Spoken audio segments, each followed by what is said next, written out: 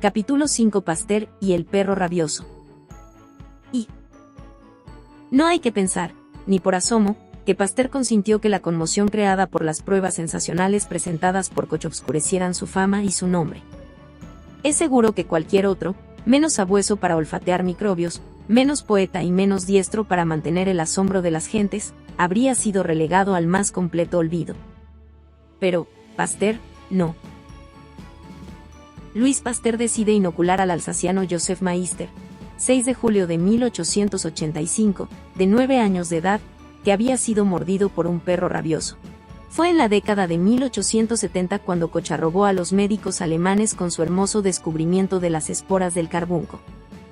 Pasteur, siendo solo un químico, se atrevió a echar a un lado con un gruñido y un encogimiento de hombros la experiencia milenaria de los médicos en el estudio de las enfermedades. Por esa época, las maternidades de París eran unos verdaderos focos de infección a pesar de que Semmelweis, el austriaco, había demostrado que la fiebre puerperal era contagiosa. De cada 19 mujeres que ingresaba a un hospital llenas de esperanza, irremediablemente moría una, dejando huérfano a su hijito. Uno de estos hospitales, en donde habían muerto 10 madres, una tras otra, era llamada la casa del crimen. Las mujeres ya ni siquiera se aventuraban a ponerse en manos de los médicos más caros, empezaban a boicotear los hospitales, y muchas de ellas no se atrevían ya a correr el terrible riesgo que representaba la maternidad. Los mismos médicos, aunque acostumbrados a presenciar, compasivos pero impotentes, el fallecimiento de sus clientes, se escandalizaban ante la presencia de la muerte en cada alumbramiento. Un día, un famoso médico pronunciaba ante la Academia de Medicina de París una extensa perorata, salpicada de largas palabras griegas y elegantes latinajos, sobre la causa de la fiebre puerperal, que desconocía por completo, cuando en una de sus doctas y majestuosas frases fue interrumpido por una voz, que desde el fondo de la sala rugió: «Nada de lo que usted dice mata a las mujeres de fiebre puerperal. Son ustedes, los médicos, los que transmiten a las mujeres sanas, los microbios de las enfermas». Era Pasteur quien hablaba, levantado de su asiento, con los ojos chispeantes de cólera. Tal vez tenga usted razón, pero mucho me temo que no encuentre usted jamás ese microbio. Y el orador intentó proseguir su discurso, pero ya Pasteur avanzaba por el pasillo central arrastrando su pierna izquierda, semiparalizada. Tomó un trozo de tiza y gritó al indignado orador y a la escandalizada academia: «¿Con que no podré encontrar el microbio en? Pues resulta que ya lo encontré, tiene esta forma». Y Pasteur dibujó en el pizarrón una cadena de pequeños círculos. La reunión se disolvió en medio de la mayor confusión. Pasteur tenía entonces 50 y tantos años, pero seguía siendo tan impetuoso y tan apasionado como a los 25. Fue químico experto en la fermentación del azúcar de remolacha. Había enseñado a los vinicultores cómo evitar que sus vinos se deterioraran, y de allí se había ocupado de la salvación de los gusanos de seda enfermos. Había emprendido la cruzada de mejor cerveza para Francia, consiguiendo, efectivamente, mejorarla. Pero, durante todos estos años de turbulenta actividad en que había realizado el trabajo de una docena de hombres, Pasteur soñaba con lograr descubrir los microbios que, estaba seguro, eran el azote del género humano, los causantes de las enfermedades. Y de pronto se encontró con que Koch le había tomado la delantera y tenía que alcanzarlo. En cierto modo, los microbios son algo mío. Hace 20 años, cuando Koch era aún niño, yo fui el primero en demostrar su importancia. Podemos figurarnos a Pasteur murmurando. Pero se le presentaban ciertas dificultades para alcanzar a Koch. Para empezar, Pasteur jamás había tomado el pulso de nadie, ni ordenado a un enfermo que sacásele lengua. Dudo que fuera capaz de distinguir un pulmón y un hígado, y es casi seguro que no sabía ni cómo agarrar un escalpelo. Por lo que toca a los condenados hospitales, tan solo el olor le producía náuseas. Sentía ganas de taparse los oídos y salir corriendo para no escuchar los lamentos que llenaban aquellas sucias galerías. Pero ahora, como siempre lo hizo este hombre invencible, también se sobrepuso a su ignorancia en cuestiones médicas, nombrando, como ayudantes suyos, primero a Hubert y después a Roux y a Chamberland, 3 médicos jóvenes y rebeldes frente a las anticuadas e imbéciles teorías médicas.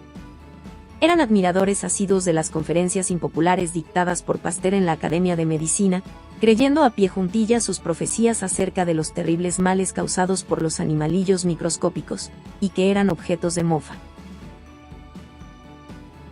Pasteur admitió a estos 3 muchachos en su laboratorio, y ellos, a cambio, le explicaron el mecanismo interior de los animales, le enseñaron la diferencia entre la aguja y el émbolo de una jeringa, y lo convencieron de que los conejillos de Indias, y los mismos conejos, apenas si sentían el pinchazo de una inyección, pues Pasteur era muy delicado respecto a este punto. Estos 3 hombres juraron, en secreto, ser esclavos y a la vez sacerdotes de la nueva ciencia. Nada más cierto que la ausencia de un método único para cazar microbios. La mayor prueba de la diferencia de procedimientos está en los métodos seguidos por Koch y por Pasteur. Koch era lógico y frío, como un texto de geometría. Buscó el bacilo de la tuberculosis con experimentos sistemáticos, anticipándose a todas las objeciones que pudieran hacerle los incrédulos, antes de que éstos pensaran que había algo que pudiera ser puesto en tela de juicio. Rendía cuenta de sus fracasos y de sus triunfos con la misma minuciosidad y falta de entusiasmo. Tenía algo de inhumano en su rectitud, y analizaba sus propios descubrimientos como si fueran debidos a otro hombre a quien estuviera obligado a criticar. ¿Qué contraste ofrecía Pasteur? Pasteur era un tanteador apasionado, que siempre estaba inventando teorías geniales y sacando conjeturas equivocadas, disparándolas como cohetes en una fiesta campestre de un solo golpe y como por accidente. Pasteur se lanzó a la caza de microbios. Reventó el furúnculo que uno de sus ayudantes tenía en el cuello, cultivó el microbio, y sacó la conclusión de que tal germen era la causa de los furúnculos. Terminando estos experimentos, se apresuró a correr al hospital en busca de sus cadenas de microbios en las mujeres muertas de fiebre puerperal, salió de allí precipitadamente, para ir al campo a descubrir, sin demostrarlo por entero, que las lombrices de tierra llevan a la superficie los bacilos del carbunco que existen en los cadáveres de las reses enterradas a gran profundidad. Pasteur fue un genio extraño, que parecía necesitar el placer que le proporcionaba la energía de poder ejecutar varias cosas a la vez, con mayor o menor precisión, para llegar a descubrir al átomo de verdad que yace en el fondo de casi toda su obra. En esta diversidad de actividades simultáneas, podemos fácilmente imaginarnos a Pasteur tratando de tomarle la delantera a Koch. Con hermosa claridad, Koch había demostrado que los microbios son la causa de las enfermedades. Sobre esto no cabía la menor duda. Pero, a pesar de todo, esto no era lo más importante. Aún quedaban muchas cosas por descubrir, especialmente el modo de impedir que los microbios matasen a la gente. Había que proteger a la humanidad de la muerte. Mucho tiempo después de aquellos días desesperantes en que Pasteur anduvo a tientas en la oscuridad, Roux decía, cuántos experimentos absurdos e imposibles discutimos. Al día siguiente nosotros mismos nos reíamos de ellos. Es muy importante conocer los fracasos y los triunfos de Pasteur para poder comprenderlo. Carecía de métodos seguros para obtener cultivos puros, pues para esto se requería una paciencia como la de Koch. Cierto día, con gran contrariedad, se encontró con que un matraz de orina hervida, en el que había sembrado bacilos de carbunco, estaba infestado con huéspedes indeseables del aire, que lo habían invadido. A la mañana siguiente observó que no quedaba ni un solo bacilo anthrax. Todos fueron exterminados por los microbios procedentes del aire. De inmediato se le ocurrió a Pasteur esta hermosa idea: si los inofensivos bacilos del aire exterminan dentro de un matraz a los bacilos del carbunco, también lo harán dentro del cuerpo, una especie de perro come perro. Gritó Pasteur, y seguidamente puso a Roux y a Chamberland a trabajar en el fantástico experimento de inyectar, primero, bacilos de carbunco a unos conejillos de Indias, y enseguida, billones de microbios inofensivos, gérmenes benéficos que se suponía cazarían y devorarían a los del carbunco, algo así como la mangosta que mata a las cobras. Pasteur, gravemente, anunció que mucho podía esperarse de este experimento para la curación de las enfermedades, pero hasta ahí sabemos del asunto, porque Pasteur nunca concedió al mundo la oportunidad de sacar enseñanza de sus fracasos. Poco después la Academia de Ciencias lo comisionó para hacer un viaje curioso, y, estando en esto, tropezó con el hecho que le proporcionaría la primera clave para encontrar una manera acertada y memorable de convertir los microbios mortíferos en benéficos. Empezó a soñar, a proyectar un plan fantástico para que los microbios patógenos se enfrentaran contra sí mismos, protegiendo a los animales y a los hombres de estos atacantes invisibles. Durante este tiempo, Tuvo gran resonancia la curación del carbunco inventada por un veterinario, Loubrier, en el este de Francia. Según las personas influyentes de la región, Loubrier llevaba curadas centenares de reses que estaban al borde de la muerte, y estas personas estimaban que ya era tiempo de que este tratamiento curativo recibiera la aprobación de la ciencia. 2. Al llegar Pasteur, escoltado por sus ayudantes, se encontró que la cura de Loubrier consistía en dar primero unas friegas vigorosas a las vacas enfermas, hasta que entrasen bien en calor, hacer después a los animales largos cortes en la piel, en los que vertía agua ras, y finalmente, las vacas así maltratadas y mugientes, eran recubiertas, a excepción de la cabeza, con una capa de 2 dedos de grueso, de estiércol empapado en vinagre caliente. Para que esta untura no se cayera, los animales, que a estas alturas preferirían seguramente haber muerto, eran envueltos por completo en una tela. Pasteur dijo a Loubrier: hagamos un experimento. Todas las vacas atacadas de carbunco no mueren, algunas se ponen buenas ellas solas. No hay más que un medio, doctor Loubrier, de saber si es o no su tratamiento el que las salva. Trajeron 4 vacas sanas, y Pasteur, en presencia de Loubrier y de una solemne comisión de ganaderos, inyectó en la paletilla a los 4 animales sendas dosis de microbios virulentos de carbunco, en cantidad tal, que serían seguramente capaces de matar una oveja y lo suficientemente elevadas para destruir unas cuantas docenas de conejillos de Indias. Cuando, al día siguiente, volvieron Pasteur, la comisión y Loubrier, todas las vacas presentaban grandes hinchazones en las paletillas, tenían fiebre y respiraban fatigosamente, siendo evidente que se encontraban en bastante mal estado. Bueno, doctor, dijo Pasteur. De estas vacas enfermas, elija usted 2, que vamos a llamar la A y la B, aplíqueles usted su nuevo tratamiento, y vamos a dejar las otras 2, la C y la D, sin ningún tratamiento curativo. Y Loubrier se ensañó con las pobres vacas A y B. El resultado fue un terrible descalabro para el que pretendía sinceramente ser curandero de vacas, porque una de las sometidas a tratamiento se mejoró, pero la otra murió, y una de las que no había sido tratadas también murió, pero la otra se puso buena. Aún este mismo experimento podía habernos engañado, doctor Loubrier, dijo Pasteur, porque si hubiera usted sometido a tratamiento a las vacas AYD, en lugar de las AYB, todos hubiéramos creído que realmente había usted descubierto un remedio soberano contra el carbunco. Quedaban disponibles 2 vacas para ulteriores experimentos, animales que habían tenido un fuerte ataque de carbunco, pero que habían salido adelante. ¿Qué haría yo con esas vacas?, se preguntaba Pasteur. Podía ensayar a inyectarlas una dosis aún más fuerte de bacilos de carbunco. Precisamente, tengo en París un cultivo de carbunco capaz de hacer pasar un mal rato a un rinoceronte. Pasteur hizo venir de París ese cultivo virulento, e inyectó, en la paletilla, 100 gotas del mismo a las 2 vacas repuestas del ataque de carbunco. Se puso a esperar, pero a aquellos animales no les sucedía nada, ni una mala hinchazón siquiera en el sitio de la inyección. Las vacas permanecieron completamente indemnes. Entonces Pasteur hizo una de sus conjeturas de tiro rápido: cuando una vaca ha tenido carbunco y sale adelante, no hay en el mundo microbio carbuncoso capaz de producirle otro ataque, está inmunizada. ¿Cómo producir a un animal un ataque ligero de carbunco, un ataque benigno, que no le matase, pero que le inmunizase con toda seguridad? Debe de existir alguna manera de hacer esto. Meses enteros persiguió esta pesadilla a Pasteur, durante los cuales no cesaba de repetir a Roux y a Chamberlain: ¿qué misterio hay ahí, análogo al de la no recurrencia de las enfermedades infecciosas? Tenemos que inmunizar. Tenemos que inmunizar contra los microbios. Mientras tanto, Pasteur y sus fieles ayudantes enfocaban con sus microscopios toda clase de materiales procedentes de hombres y animales muertos a consecuencia de docenas de enfermedades diversas. Dedicados a esta labor, hubo un cierto barullo de 1878 a 1880. Hasta que un día la suerte o Dios puso debajo de las mismísimas narices de Pasteur un procedimiento maravilloso para lograr la inmunización. Trabajaba Pasteur en 1880 con un microbio pequeñísimo, descubierto por el doctor Peroncito, que mata las aves de corral de una enfermedad llamada cólera de las gallinas, y este microbio es tan diminuto, que aún bajo los objetivos más poderosos solo aparece como un punto vibrante.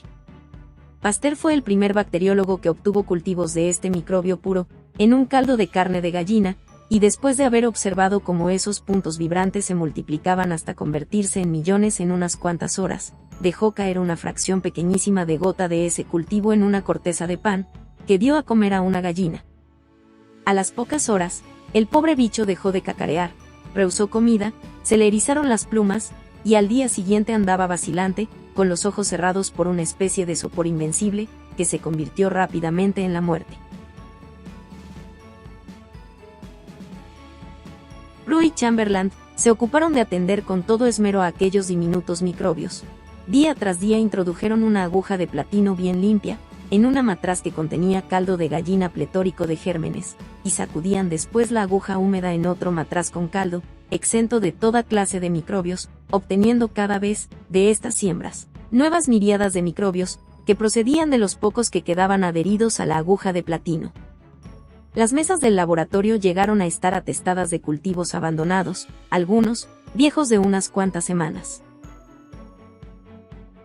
Entonces el dios de las casualidades le sopló al oído, y Pasteur dijo a Roux: sabemos que los microbios de las gallinas siguen viviendo en este matraz aunque tengan ya varias semanas, pero vamos a probar de inyectar de este viejo cultivo a unas gallinas. Roux siguió estas instrucciones, y las gallinas se enfermaron rápidamente, se volvieron soñolientas y perdieron su acostumbrada vivacidad, pero a la mañana siguiente, cuando Pasteur llegó al laboratorio, dispuesto a hacer la disección a los animales, en la seguridad de que habrían muerto, los encontró perfectamente felices y alegres. Pero aún no había sonado la hora de su descubrimiento, y al día siguiente, después de dejar a las gallinas a cargo del portero, Pasteur, Roux y Chamberlain partieron para las vacaciones de verano, y cuando regresaron ya no se acordaban de aquellas aves. Pero un día dijo Pasteur al mozo del laboratorio: traiga usted unas cuantas gallinas y prepárelas para inocularlas.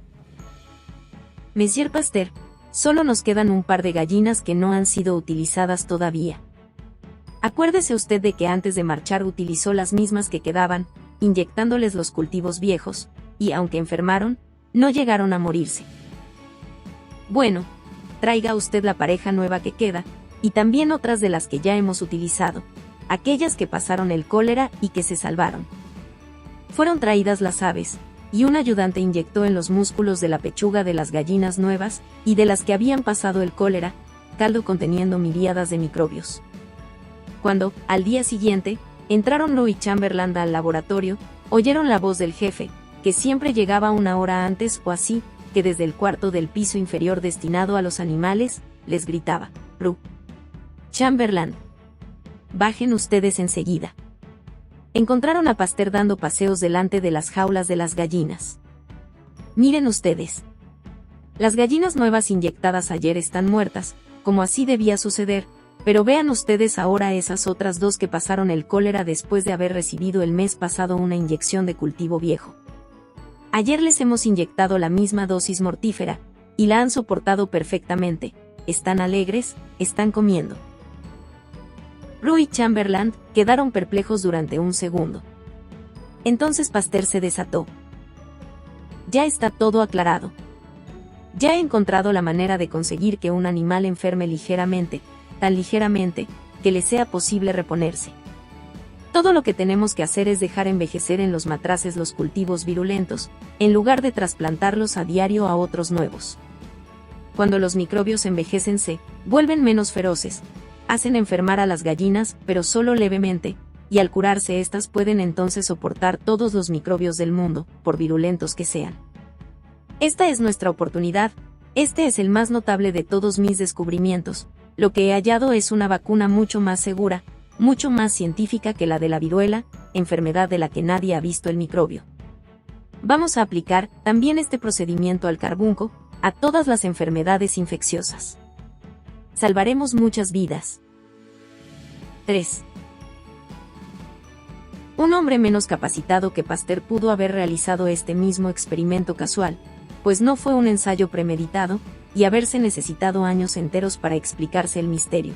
Pero Pasteur, al tropezar con esta manera de proteger una pareja de miserables gallinas, se percató inmediatamente de la existencia de un nuevo procedimiento para inmunizar los seres vivos contra la acción de los gérmenes virulentos y de salvar a los hombres de la muerte. Pasteur tenía ya 58 años, es decir, había pasado de la flor de la vida, pero el descubrimiento accidental de la vacuna que liberaba del cólera a las gallinas fue el comienzo de los 6 años más atareados de su existencia, años de tremendas discusiones, de triunfos inesperados y de desengaños terribles, durante los cuales derrochó la energía y la actividad que corresponden a la vida de 100 hombres ordinarios. Así fue como Pasteur, ingeniosamente, opuso los microbios a los microbios, domesticándolos primero y utilizándolos después como maravillosas armas defensivas contra los ataques de su misma especie, y aunque hasta entonces solo había conseguido inmunizar gallinas, con su impetuosidad característica se mostró más arrogante que nunca con los médicos a la antigua usanza, que mascullaban palabras en latín y recetaban al por mayor. Asistió Pasteur a una sesión de la Academia de Medicina, y con gran complacencia dijo que la vacunación de las gallinas era un gran adelanto sobre el inmortal descubrimiento de la vacuna antivariólica de Jenner. Tenía Pasteur una gran dosis de misticismo, y con frecuencia se inclinaba ante el infinito misterioso, que reverenciaba, cuando no estaba tratando de cogerlo con las manos, como los niños que quieren alcanzar la luna, pero con más frecuencia aún, en el mismo momento en que había hecho saltar otro pedazo de lo desconocido con uno de sus hermosos experimentos, caía en el error de creer que se habían esfumado todos los misterios. Así le sucedió en esta ocasión, al ver que, efectivamente, podían inmunizar a las gallinas con su truco maravilloso de meterles dentro unos cuantos asesinos domesticados, y su conjetura fue esta: tal vez estos microbios del cólera las inmunicen contra las enfermedades infecciosas, y sin más, inoculó unas cuantas con microbios atenuados, de cólera, y después les inyectó virulentos microbios de carbunco. Y las gallinas no se murieron. Presa de gran excitación, escribió a Dumas, su antiguo maestro, apuntando la idea de que la nueva vacuna anticolérica podría ser un maravilloso medio de protección contra toda clase de enfermedades infecciosas. Si se confirma esto, escribía, podemos esperar consecuencias de mayor trascendencia, aun para las enfermedades de las personas. Entusiasmado, el viejo Dumas hizo publicar la carta en los anales de la Academia de Ciencias, en los que perdura como un triste monumento levantado a la impetuosidad de Pasteur, como un borrón caído en su costumbre de no dar cuenta más que de hechos. Por los datos que tengo, Pasteur no se retractó nunca de este error, si bien no tardó mucho en convencerse de que una vacuna constituida por una sola clase de microbios no era capaz de proteger a un animal contra todas las enfermedades, sino, y esto no es seguro del todo, contra la única enfermedad causada por el microbio que forma la vacuna. Ante la Sociedad Agrícola de Melun, y en la granja de Powilly Lefort, voy a vacunar 24 ovejas, una cabra y varias vacas. Otras tantas ovejas, una cabra y varias vacas quedarán sin vacunar, y después, en el momento preciso, voy a inyectar a todos estos animales los microbios de carbunco más virulentos de que dispongo. Los animales vacunados quedarán perfectamente protegidos, pero los no vacunados morirán seguramente a los 2 días. Pasteur hablaba con la misma confianza que un astrónomo anunciando un eclipse de sol. 4. Por fin, llegó el día decisivo, el 31 de mayo, y todas las 48 ovejas, las 2 cabras y las varias vacas, vacunadas y no vacunadas, recibieron una dosis, seguramente mortal, de virulentos microbios de carbunco. Roux, arrodillado en el suelo y rodeado de lamparillas de alcohol y matraces de virus, asombró a la multitud con su técnica tranquila e impecable, inyectando el venenoso caldo a más de 60 animales. Pasteur pasó aquella noche dando vueltas en la cama, levantándose 50 veces, consciente de que toda su reputación científica reposaba en esta delicada prueba, dándose cuenta, al fin, de que había cometido la imprudencia y la valentía de consentir que un público frívolo fuese juez de su ciencia. A las 2 de la tarde entraron Pasteur y su séquito en el campo, y esta vez no hubo risitas, sino una ovación imponente.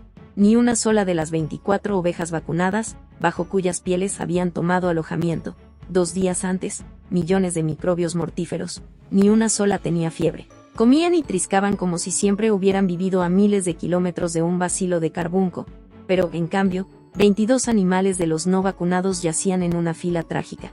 Los otros 2 andaban, vacilantes, sosteniendo un terrible combate con el enemigo postrero e inexorable, siempre victorioso sobre los seres vivos. Fijaos. Ahora cae otra de las ovejas no vacunadas por Pasteur, gritó un veterinario, impresionado por el espectáculo. Tuvo que ser el temperamento de artista, de poeta, lo que impulsó a Pasteur a dedicarse a una caza difícil y peligrosa. Él mismo lo dijo: nunca he podido olvidar los gritos de aquellas víctimas del lobo rabioso que penetró en las calles de Arbois cuando yo era niño. A fines de 1882, tropezó con los primeros indicios que habían de orientarle. Un día trajeron al laboratorio un perro rabioso, bien atado y con un gran riesgo para todos. Fue introducido en una gran jaula donde había varios perros sanos con el fin de que los mordiese. Roux y Chamberlain sacaron baba de la boca del furioso animal, la inyectaron a conejos y conejillos de Indias, y llenos de ansiedad, esperaron que hicieran su aparición los primeros síntomas de la rabia. El experimento tuvo éxito unas veces, pero otras muchas no. De 4 perros sanos mordidos, 2 amanecieron, 6 semanas después, recorriendo furiosos la jaula y aullando, y en cambio, transcurrieron meses sin que los otros 2 presentasen el menor síntoma de hidrofobia. En el proceso no había ritmo, ni medida, ni regularidad. Aquello no era ciencia. Y lo mismo sucedió con los conejillos de Indias y con los conejos. 2 conejos empezaron a arrastrar las patas traseras y terminaron muriendo en medio de horribles convulsiones, mientras que otros 4 siguieron tranquilamente royendo las hortalizas como si estuvieran a miles de kilómetros de todo virus de perro rabioso. Un buen día, se le ocurrió a Pasteur una pequeña idea, que se apresuró a comunicar a Roux. El virus de la rabia que penetra en las personas con la mordedura se fija en el cerebro y en la médula espinal. Todos los síntomas de la hidrofobia prueban que este virus, que este microbio que no podemos encontrar, ataca al sistema nervioso. Ahí es donde tenemos que buscarlo. Ahí es donde podremos cultivarlo tal vez, aunque no lo veamos. Quizá pudiéramos emplear el cerebro de un animal vivo en vez de un matraz con caldo de cultivo. Sería un procedimiento curioso. Pero, si inyectamos el virus bajo la piel, hay posibilidad de que se extravíe en el cuerpo antes de llegar al cerebro. Si yo pudiera introducirlo directamente en el cerebro de un perro. Pero maestro, ¿qué dificultad hay en introducir directamente el virus en el cerebro de un perro? Yo puedo hacer la trepanación a un perro. Puedo hacerle un pequeño agujero en el cráneo sin causarle daño alguno, sin estropear el cerebro. Sería una cosa fácil, contestó Roux, pero, ¿qué me está diciendo? Taladrar el cráneo a un perro, le haría un daño tremendo al pobre bicho, y además, le estropearía el cerebro, le dejaría a usted paralítico. No. No puedo consentirlo. A causa de su sentimentalismo estuvo Pasteur a punto de fracasar por completo en su intento de legar a la humanidad el más maravilloso de sus dones. Se resistía ante el grave experimento exigido por su fantástica idea, pero el fiel Roux, el ahora casi olvidado Roux, fue desobediente y le salvó. Pocos días después, aprovechando una ocasión en que Pasteur tuvo que salir del laboratorio para asistir a una reunión, Roux cogió un perro sano, sin dificultad alguna le anestesió con cloroformo, y haciéndole un pequeño agujero en la cabeza, dejó al descubierto la masa encefálica viva y palpitante. Puso en una jeringuilla una pequeña cantidad de cerebro machacado de un perro recién muerto de rabia, y por el agujero practicado en el cráneo del perro anestesiado metió la aguja de la jeringuilla y lentamente inyectó la mortífera sustancia rábica. A la mañana siguiente Roux contó a Pasteur lo que había hecho. Como era de esperar, aún no habían transcurrido 2 semanas, cuando el pobre animal empezó a lanzar aullidos lastimeros, a desgarrar la cama y a morder los barrotes de la jaula, muriendo a los pocos días. Como más adelante veremos, este animal murió para que miles de hombres pudieran vivir. Pasteur, Roux y Chamberlain contaban ahora con un procedimiento seguro, de éxito positivo 100 veces de cada 100, de contagiar la rabia a perros, conejos y conejillos de Indias. Ni en toda la historia de la bacteriología ni en ciencia alguna se ha dado jamás otro experimento tan fantástico. Jamás ha habido otra proeza científica tan poco científica como esta lucha sostenida por Pasteur y sus ayudantes contra un microbio que no podían ver, contra un ser fantasmagórico cuya existencia solo conocían por su invisible desarrollo en el cerebro y médula espinal de una serie indefinida de conejos, conejillos de Indias y perros, la única prueba positiva que tengan de la existencia de algo así como el microbio de la rabia, era la muerte convulsiva de los conejos inoculados y los horribles aullidos de los perros trepanados. En toda la historia de la humanidad no había un solo testimonio de hombre o bestia que se hubiera salvado de esta horrible enfermedad, una vez declarados los primeros síntomas, una vez que los misteriosos mensajeros del mal habían ganado acceso, de modo invisible, a la médula espinal y al cerebro. Tal era la substancia asesina que Pasteur y sus gentes recogían con la punta de las espátulas, aspiraban en pipetas de cristal hasta 2 centímetros de los labios, de los que quedaba separada tan solo por una pequeña y sutil mota de algodón. Un día, que fue sensacional, llegaron a los oídos de estos hombres que se debatían en las tinieblas, los primeros acordes de la dulce música del estímulo. Uno de los perros inoculados con la substancia procedente del cerebro virulento de un conejo, dejó de ladrar, de temblar, y milagrosamente se puso bien por completo. Pocas semanas más tarde, inyectaron en el cerebro a este mismo animal, el primero que había sobrevivido a los efectos del virus fatal, una dosis de minúsculos asesinos. La pequeña herida de la cabeza sanó rápidamente. Pasteur vigilaba con la mayor ansiedad la aparición de los primeros síntomas fatales, pero no se presentaron, y durante meses enteros el perro siguió viviendo, juguetón, en su jaula. Estaba inmunizado por completo. Ahora sabemos que existe una probabilidad. Cuando un animal ha estado rabioso y sana, no vuelve a recaer. Ahora nos queda encontrar el modo de atenuar el virus, dijo Pasteur a sus acólitos, quienes asintieron, aunque estaban perfectamente seguros de que no existía manera de poder atenuar el virus. Por fin, dieron con un procedimiento para atenuar el virus feroz de la hidrofobia, poniendo a secar durante 14 días, en un matraz especial a prueba de microbios, un pequeño fragmento de médula espinal de un conejo muerto de rabia. Inyectaron después este fragmento de tejido nervioso arrugado, en el cerebro de perros sanos, y estos no murieron. El virus está muerto, mejor dicho aún, está muy atenuado, dijo Pasteur, llegando de repente a esta última conclusión sin razón ni fundamento aparentes. Ahora vamos a poner a secar otros fragmentos de la misma substancia virulenta, durante 12, 10, 8, 6 días, y veremos entonces si podemos contagiar a los perros nada más que un poco de hidrofobia. Después de esto deben quedar inmunizados. Un mes más tarde, Pasteur y sus ayudantes supieron que, al cabo de 3 años de labor, tenían entre las manos la victoria sobre la hidrofobia, porque, así como los 2 perros vacunados saltaban y olfateaban en sus jaulas sin dar señales de anormalidad alguna, los otros que no habían recibido las 14 dosis preventivas de cerebro desecado de conejo, lanzaban los postreros aullidos y morían rabiosos. De todo el mundo empezaron a llover cartas y telegramas de médicos, de pobres madres y padres que esperaban aterrados la muerte de sus hijos mutilados por perros rabiosos, mensajes frenéticos rogando a Pasteur el envío de vacuna para ser utilizada en seres humanos amenazados. Hasta el majestuoso emperador de Brasil se dignó a escribir a Pasteur rogándole. Ya podemos figurarnos cuán preocupado estaba Pasteur. No se trataba ahora del carbunco, donde si la vacuna era más fuerte, solo una pizca más fuerte, morían unas cuantas ovejas. Ahora, una equivocación suponía la vida de niños. Jamás ha habido cazador de microbios enfrentado con un enigma más enojoso. Pasteur reflexionaba, ni uno solo de mis perros ha muerto a consecuencia de la vacuna. Todos los mordidos han quedado perfectamente protegidos. Tiene que suceder lo mismo con las personas, pero... Hubo un momento en que resurgió en Pasteur el actor, el hombre de los bellos gestos teatrales. Me siento muy inclinado a empezar conmigo mismo, a inocularme la rabia y tener después las consecuencias, porque empiezo a tener mucha confianza en los resultados, escribía a su amigo Jules Bercel. Afortunadamente, la contristada Madame Meister, de Meisengot, en Alsacia, arrancó la terrible decisión de las inseguras manos de Pasteur. Esta mujer llegó llorando al laboratorio, conduciendo de la mano a su hijo José, de 9 años, al que, 2 días antes, un perro rabioso había mordido en 14 sitios diferentes de su cuerpo. El niño se encontraba en un estado lamentable, un puro quejido, casi no podía andar.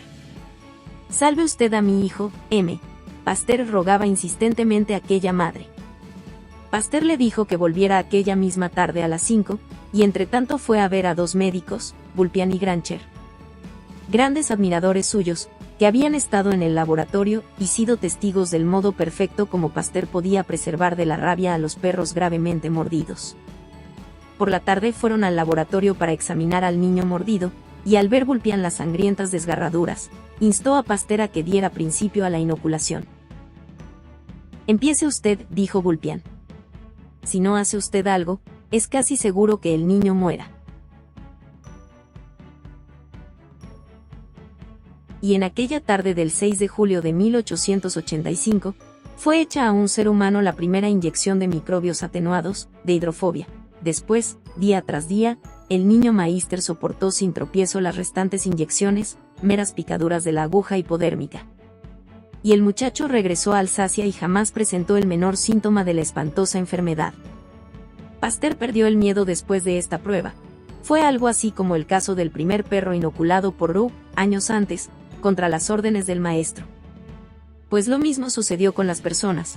Una vez que el pequeño Meister salió indemne de la prueba, Pasteur dijo al mundo que estaba dispuesto a defender de la hidrofobia a todos sus habitantes.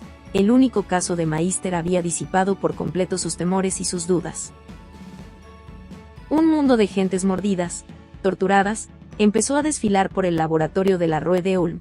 Hubo que suspender todo trabajo de investigación en aquellas series de habitaciones pequeñas y abarrotadas, mientras Pasteur, Roux y Chamberland iban clasificando muchedumbres políglotas de mutilados que en una veintena de lenguas diferentes suplicaban: Pasteur, sálvanos. De todo el mundo, con esa explosión de generosidad solo engendrada por las grandes calamidades, empezó a afluir dinero en sumas que alcanzaron millones de francos, para contribuir a la construcción de un laboratorio donde pudiera Pasteur disponer de todo el material necesario para seguir la pista a otros microbios mortíferos, para inventar armas contra ellos. El laboratorio fue construido, pero la labor de Pasteur ya había terminado. El triunfo fue demasiado fuerte para él. Fue una especie de gatillo que puso en libertad la tensión que durante 40 años de incesante investigación como no se había conocido hasta la fecha. Murió en 1895, en una modesta casa próxima a las perreras donde conservaba los perros rabiosos, en Villeneuve-l'Étang, en las afueras de París. Su fin fue el de un católico ferviente, el de un místico, tal como lo había sido toda su vida, un crucifijo en la mano y con la otra estrechaba la de Madame Pasteur, su colaborador más paciente, más oscuro, más importante. En torno del lecho se agrupaban Roux, Chamberland y otros investigadores a los que había inspirado, hombres que habrían arriesgado la vida ejecutando fantásticas correrías contra la muerte, y que, de ser posible, hubieran dado sus vidas ahora, para salvarla del maestro.